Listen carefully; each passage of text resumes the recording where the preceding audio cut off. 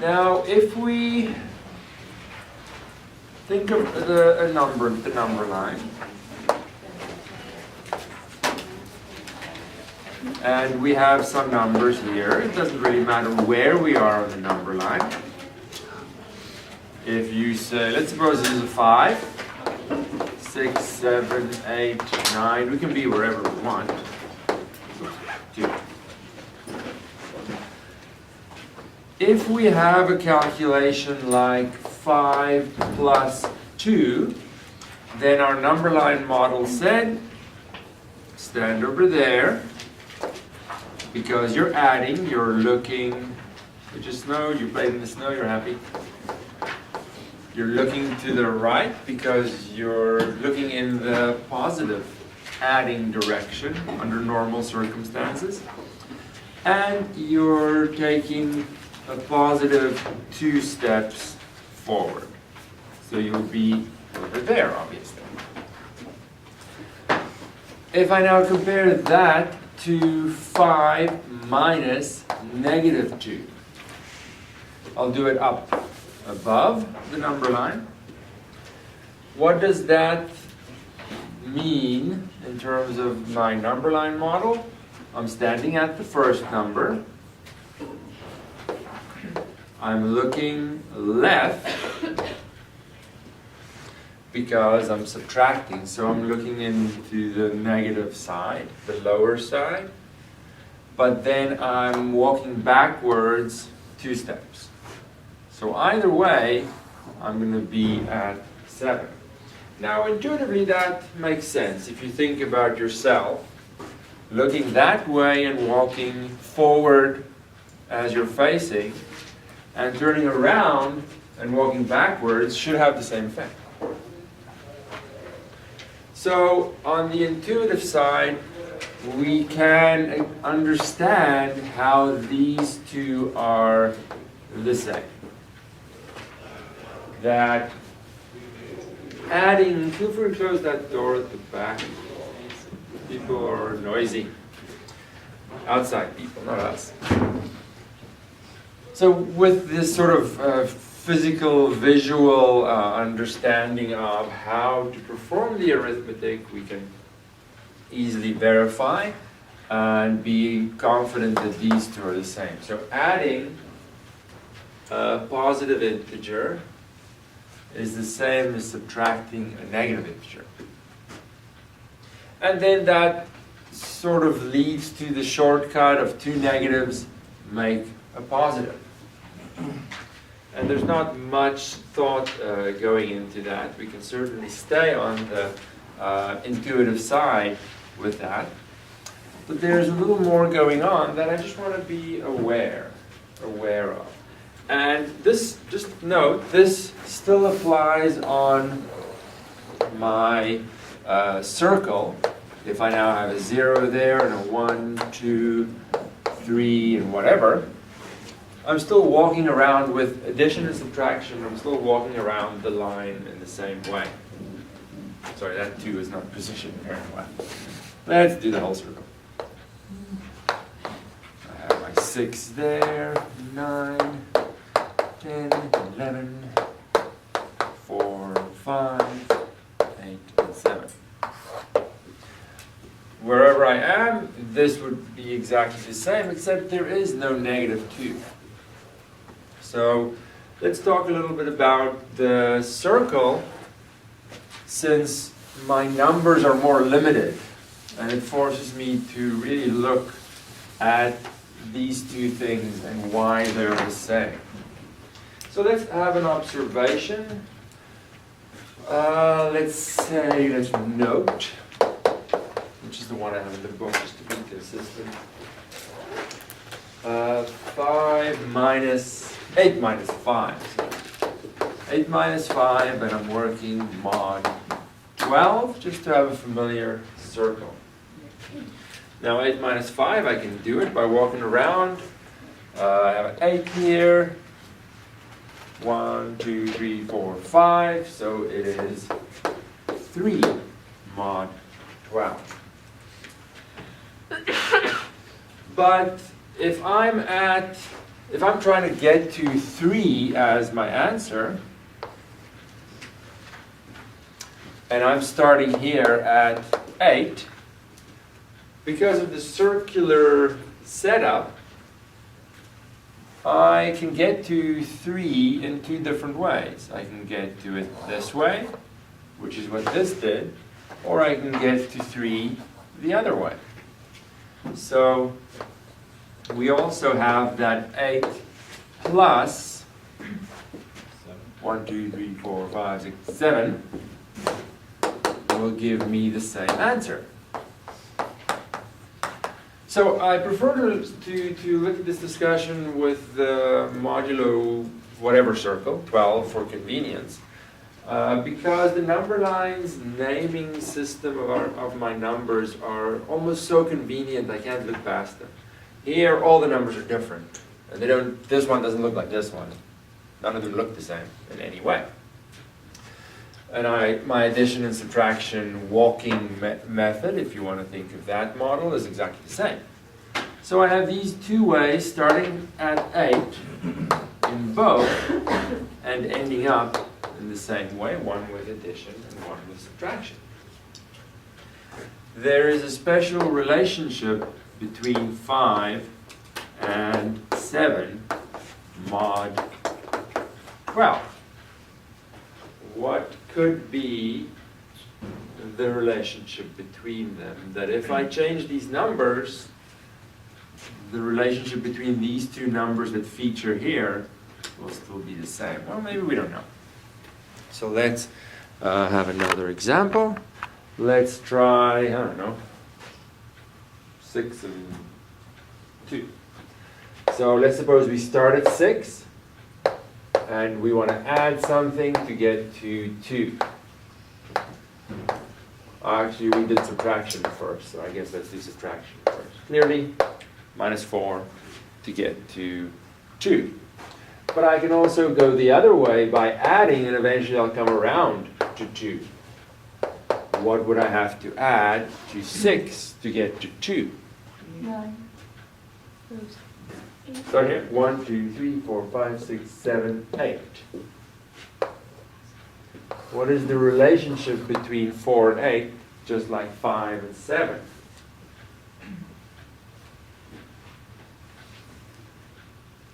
Not clear yet? Let's do another one. Random number?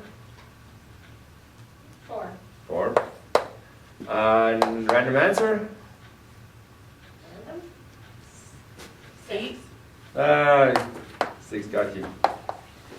So it doesn't matter, right? We don't have to be bigger to smaller or anything like that. Though it would be better, so I'm going to just pick an 8 here just for keeping it as simple as possible, but it doesn't really matter. So clearly I have to subtract 2 to get to 6, but I can also go the other way by adding something until I get to 6, taking forward steps. Where am I? 8. All the way to 6. 1, 2, 3, 4, 5, 6, 7, 8, 9, 10. What is the relationship between 2 and 10? So now I'm gathering evidence here. Those aren't random pairs of numbers. What do I see? They add up to 12. They add up to 12. And if I keep doing that, they're always going to add up to 12. So let's give a name to these numbers. Given 1, let's suppose I've done the 5. What is the other one that would give me the same result if I added instead of subtracted? I should not have done that. Pretend everything was still here. Let's say like this. We call 5 and 7. I have to specify additive because I'm doing plus and minus, inverses, and of course I'm working mod 12. It depends what I'm working with, because when, or let's say because, what was the link? 5 plus 7. I'm not going to say 12 because there is no 12. I'm going to say 0 instead. But 12 and 0 sit at the same place. So we call them inverses in the additive sense because there are other things, multiplication, other things happening. We're just working with plus and minus. So if the context is clear, you don't have to say additive in inverses. You can just say inverses if nothing else is happening. When I add two numbers together and I get a 0, which I do. 4 plus 8 is 12, which is 0 mod on this circle. 2 plus 10 is also 0. So I get these special pairs of numbers. Special pairs of numbers. Given 1, I can very easily find the additive inverse of that number. Whatever number will get me to 0. And 0 can be different things depending on the arithmetic system that I'm working in, whether it's a number line or a circle.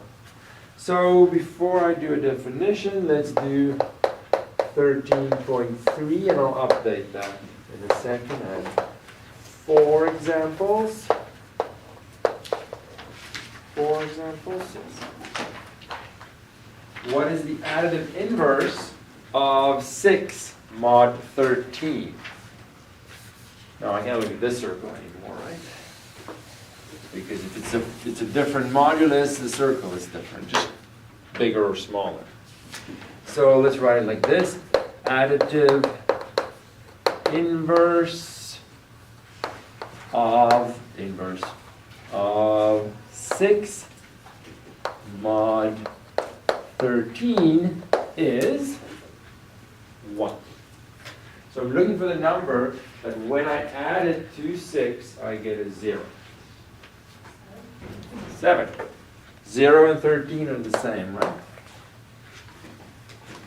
So I'm just going to say here additive inverse, just a little shorter, of the next one is 8.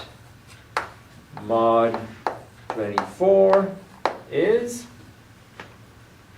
well, the 24 circle is big. It goes from 0 to 23, so I have a lot of options.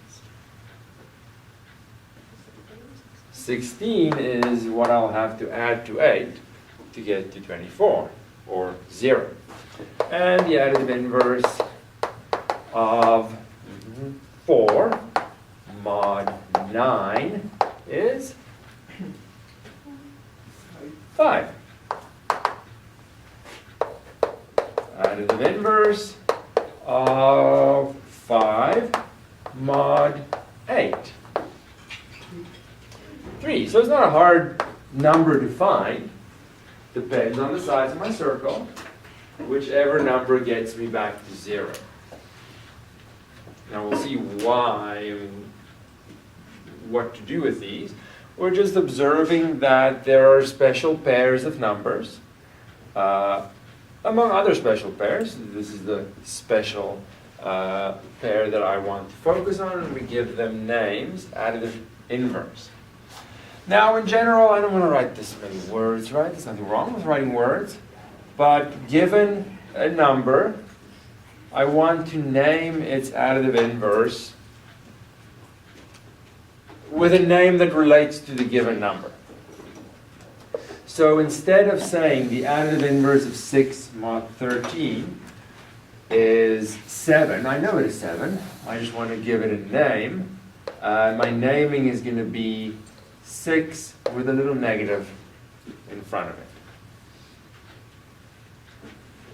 That has been the way that someone proposed it one day, and people said, yeah, that sounds pretty simple. Let's go with that.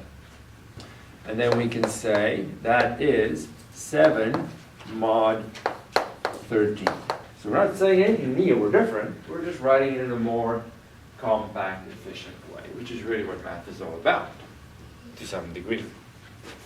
So I'm just updating these. The additive inverse, what were we working on? 24, we said was 16. This one was the additive inverse of 4, mod 9. 5. It's saying the same thing, just translating it from an English sentence to a mathematical sentence. Now I cannot remember what we were doing last. 5 and 8. So the additive inverse of 5 mod 8 was 3. So the sentences are the same, just a translation, just for efficiency or laziness, whichever one you want to look at. So in general, I can give you any number. I shall leave this 8, 7, and 5, and 3 a little bit longer. In general, the additive inverse of a number, let's call the number A, to be consistent with the book, always exists. It depends on the number line in question and has general name a negative in front of the given number. Now on my circle, I don't have these -6, -8. That's how we call it a -6. That number is not on my circle. The 7 is on my circle. So it's just a temporary name, this negative in front of the number, sort of a temporary name. Before I figured out what number it actually is, I can just give it a name so I can talk about it. That is not necessarily something that is on my circle. I have to figure out, well, what is its other name that does appear on my circle. Now, the thing is, when we look back at this, what does my initial observation tell me? Here, so these are additive inverses of each other. So if I start with an 8 and I subtract the number, it is the same as if I started with my 8 and added its additive inverse. So this 7 is, no, I write it like this or the other way around. Doesn't matter. This 7 is the additive inverse of 5. This 5 is the additive inverse of 7. So let's just get used to that and then I'll come back to this again. So what that means is something profound that no one really thinks about anymore. This technically means that there is no subtraction. Subtraction is simply, can be rewritten, any subtraction, like 8 minus 5, can be rewritten as an addition. These two are the same. I can get to 3 by adding the appropriate number, the additive inverse. So in that sense, subtraction isn't something that I have to ever do. It's not anything new, because any subtraction sentence like this can be rewritten as an addition sentence. So subtraction is not really giving me anything new. The only reason it was introduced and sort of developed as if it's a separate type of arithmetic, or a separate arithmetic operation, is because of its intuitive help, where I'm taking away something. That concept is easy to understand. Where I'm adding something to my object, subtraction can be intuitively viewed as taking away. So on the intuitive side, it has a lot of benefits to see them as separate, but mathematically they're not separate at all. There is only addition. Subtraction is a lie. There is no subtraction. Now let's practice 13.4 just to let that sink in a little bit. That doesn't mean never do subtraction. It just means it's not actually a brand new operation. Doing something to two numbers and getting a new number. It's just addition in disguise. 13.4 says Write the following subtraction problems as addition of the appropriate additive inverse. So we have a number 1, 9 minus 6. How do I write that as the appropriate,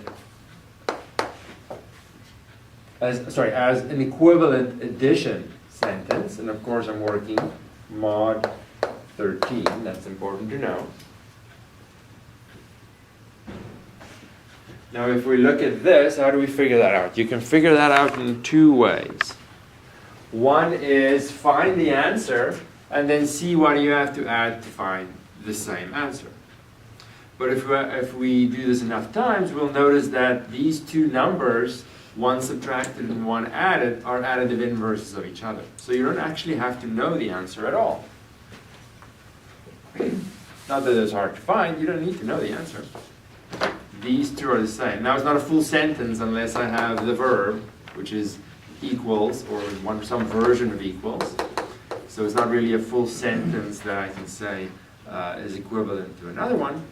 But I can always rewrite the subtraction to an addition by just changing from the 6 to its additive inverse. What is the additive inverse of 6 mod 13?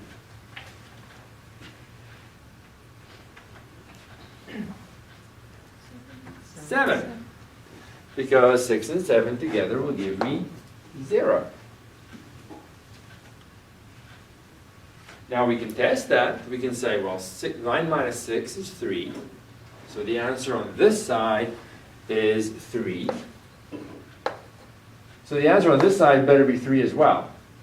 9 plus 7 is 16. Mod 13 is 3.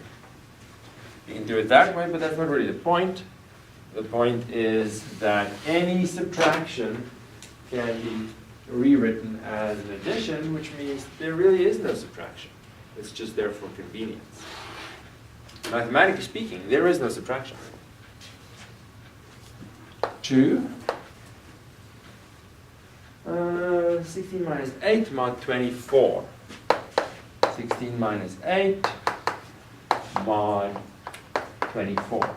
The reason we're doing the modulo circle arithmetic is just because then I'm really forced to realize that the additive inverse is another number that has its own name. I just have to find it.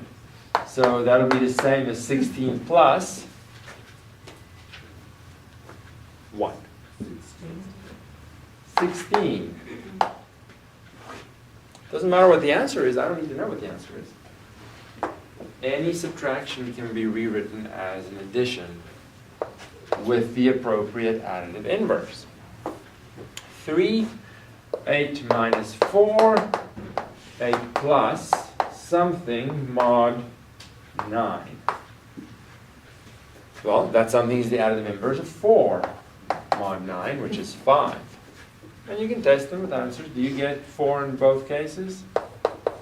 I'm not changing anything. I'm simply rewriting the subtraction. 7 minus 5. 7 minus 5 is 7 plus something mod 8. Well, the additive inverse of 5 mod 8 is 3. So I can get the answer with a subtraction or an addition. Subtraction doesn't give me anything fundamentally new. It's just a matter of convenience when I'm over on the intuitive side. Now, right now I'm making a big deal of something that you might feel is not a big deal. And that could be true, because you can argue the following just by an intuitive number line. But when we get to multiplication and division, especially with fractions, now suddenly my intuition is not so happy anymore. But the underlying structure of how the numbers work is pretty much the same as this. So let's now look at, I'm terrible at moving the camera apparently. Let's look at these, or just one of them at least. Let's say the first one. And say, okay, well, how could I have written this? if I have a 9 plus 7, I can change this 6 and call it the additive inverse of 7. Because those names are this, it's two names for the same thing. 8 and 16 are additive inverses. So this 8 can be substituted by the additive inverse of 16. Because it is the additive inverse of 16. Two names for the same thing. Like you have a first name and a nickname. Still you, just like this would be the additive inverse of 5, just going backwards. And this would be the additive inverse of 3. What does this say?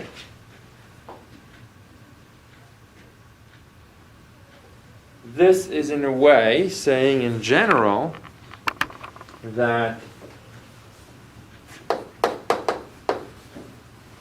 regardless of the numbers, this would work. If I have a number n, let's say, and I'm adding some other number a, that's equivalent to n minus the additive inverse of a, whatever the modulus, the circle may be. So this means that subtracting a negative number, which is really just the additive inverse in disguise, is the same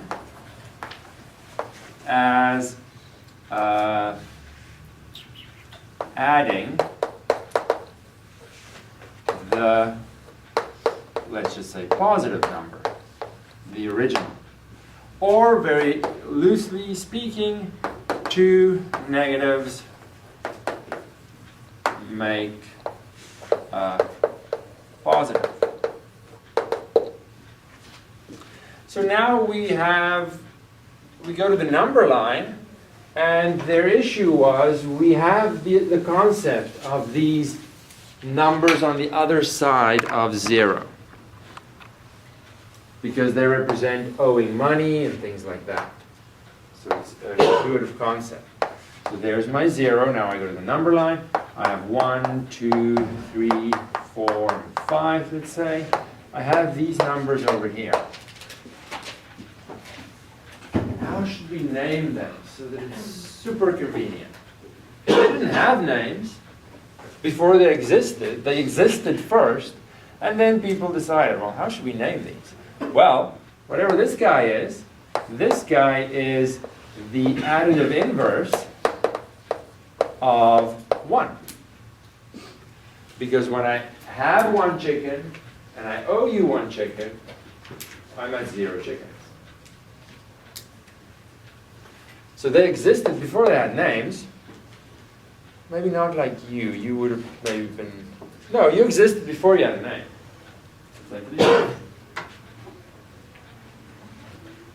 This one over here, if I go one step left, is the additive inverse of 2. Because if I had 2 chickens, and I owe you 2 chickens, I really have no chickens. So 2 plus this number is 0. So these numbers are extremely closely related to the existing natural numbers. And therefore, someone said, well, let's just put a negative in front of them. That would make the most sense. So we always visually see they're linked to their positive natural number counterpart. But they could have been named anything. This is a name. It is in no way attached, or it's in no way separate from the 1. That is the name for this number here. But we forget and think these guys can be just moved around and canceled with other things. It's simply because of the convenient naming system that's used. That seemingly I'm canceling these negatives. Only because subtraction by an additive inverse is addition of the number. Then it's named in such a way to easily have those seemingly intuitive shortcuts when we're just really used to them, we still have to understand really what is happening behind here. What is the link between these numbers and the other side of 0? So that's my little blurb to just get you to be a little more aware of these shortcuts aren't actually shortcuts. They're just conveniences of our naming of the numbers. This is the insert for example or exercise 13.5. That's not in the video. Well, it is now. Number 1, we want to use for all these the concept of additive inverses to rewrite these phrases, not equations, not sentences because they don't have an equal sign of some kind, phrases using addition instead of subtraction. So I have 9 minus negative 6. Now negative 6 is the additive inverse of 6. I don't know what its name is, mod 13, and I also really don't care. It's not really what the question is asking. The question is asking to simply rewrite this with addition.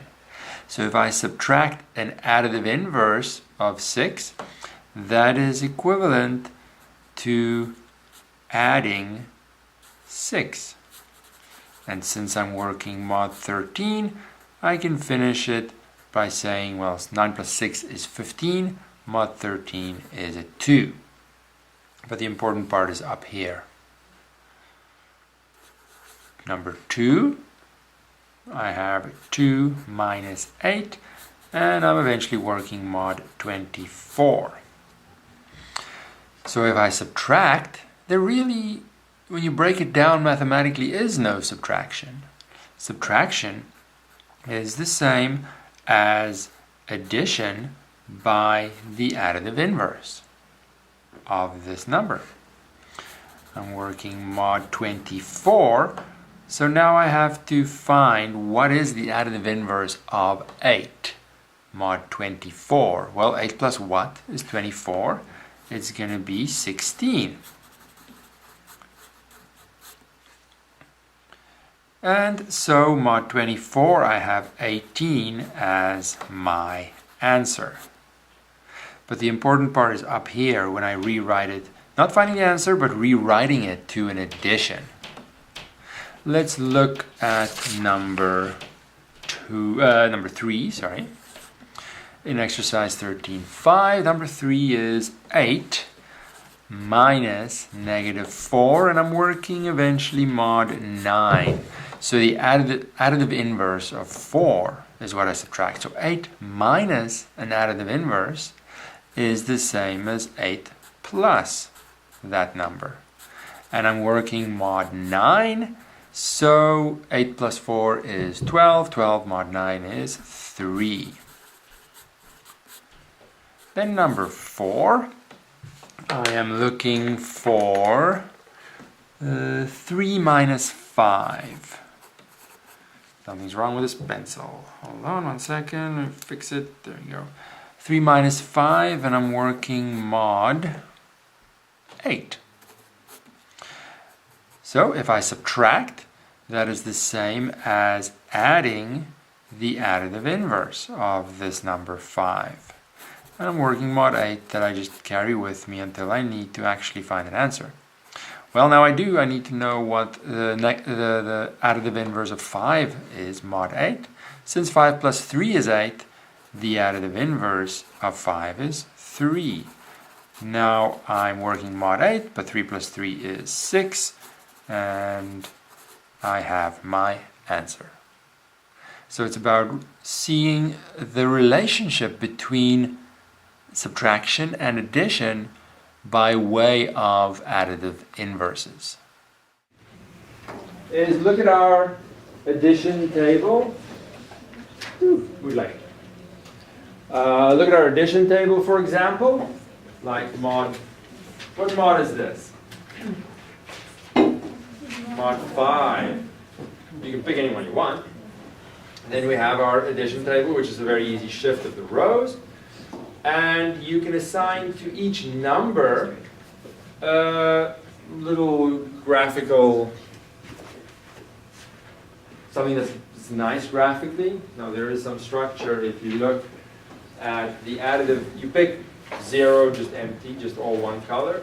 Then you pick something like this for 1, and something like that for 2, something different. And you can experiment with different things. The additive inverses get the same configuration, but the colors are flipped. So the additive inverse of 1, mod 5, is 4. So you see how they're very similar, but red is black and black is red. Same for these two. They're additive inverses. That would give you a nice diagram in the end. So then wherever you see these numbers, they appear, they get replaced by these 5 bigger squares, and you get what we call mod art. You get that nice pattern coming from the underlying mathematical structure. Now you can of course attach many of these, 3 more of these together to create something that looks pretty nice. Looks pretty nice. You just no, it doesn't work. Then you can of course go and say, let's do something similar, but stretch it out a little bit, or compress the bottom right corner a little bit. And if you put those together, you get an even nicer effect. So you can create a lot of different, not illusions, but sort of nice art using this underlying simple arithmetic. This one, I can't quite see where the underlying table, how the underlying table was distorted and what the actual pieces are, but it makes it even more artistic. So, I forgot to hand these out. Probably more than 3, right? Take one hand back. It's done for you in the book, I know, but turn this up. And just rotate this back. So an exercise that one can do, oops, now log out, no, subconsciously, is this is one example of something that you could do to create your own mod 4 art in this case. So you take the very simple case. Mod 3 is a little too small, so 4 is a nice starting point, and you fill in the addition table, which we have 9 minutes to do. We can do it. So let's fill in the addition table, and then distort it by sort of squishing the 2 top corners together. So those addition tables should not, especially because it's addition, the table should take you like 5 seconds. Because you're just shifting the rows, there's very little thinking involved.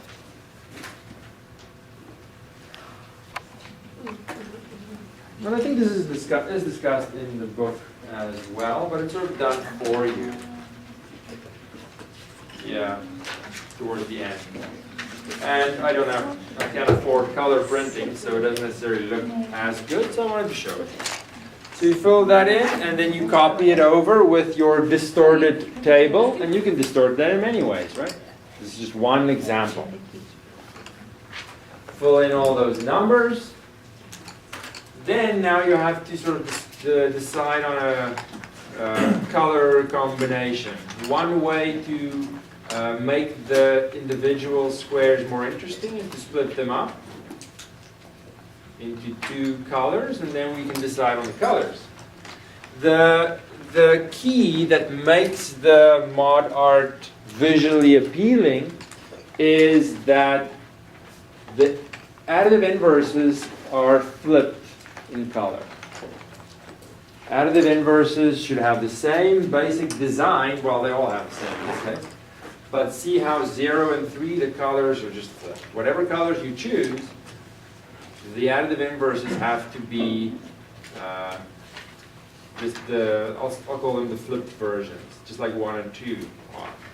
Otherwise, your mod art would still be fine, and it just wouldn't have that symmetry and that nice pattern. It's really the added inverses that give that. So you can pick colors or shadings or do whatever. I'll leave it up to you. You don't have to do it. I'm just running you through it because in the book it's all black and white, so it doesn't show that well.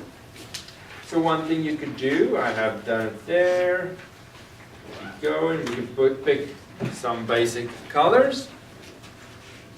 Then color the 0, 1, 2, and 3 squares accordingly. So that doesn't necessarily show in the book. A little bit, not really. A and C look pretty similar there, but in fact it's red and blue. Make it even more appealing. Not that the black and white version is bad, still pretty good. And then you put those in place of your distorted table, and you get, where is it? Something like that, which looks nice on its own, but when you make a full circle, it looks even better. And the patterns and the symmetry that you're seeing is because of the additive inverse having the same configuration but the opposite color scheme. Please remember to click the like button if you enjoyed the video and to subscribe if you want to be notified of more videos.